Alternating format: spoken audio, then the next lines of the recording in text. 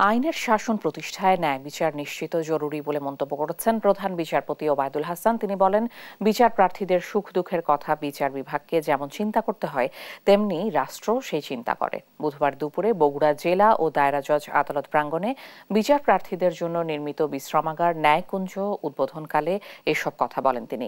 প্রায় ৫৩ লাখ টাকা ব্যয়ে এ ন্যায়কুঞ্জ নির্মাণ করে গণপূর্ত বিভাগ।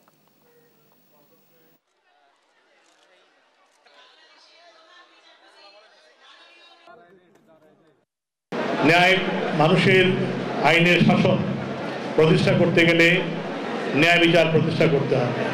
আর ন্যায় বিচার কার জন্য? যাদের জন্য ন্যায় বিচার, সেই বিচার প্রার্থী মানুষের সুখ দুঃখের কথা বিচার বিভাগকে যেমন চিন্তা করতে হয়, একই সাথে রাষ্ট্র অবশ্যই তার চিন্তা করে, এবং রাষ্ট্র চিন্তা করে বলেই আজকের এই আমাদের প্রস্তাবে রাষ্ট্রের সরকার যদি থাকেন তারা সাড়া দিয়ে এই ন্যায়কুঞ্জটি প্রতিষ্ঠিত করেছে।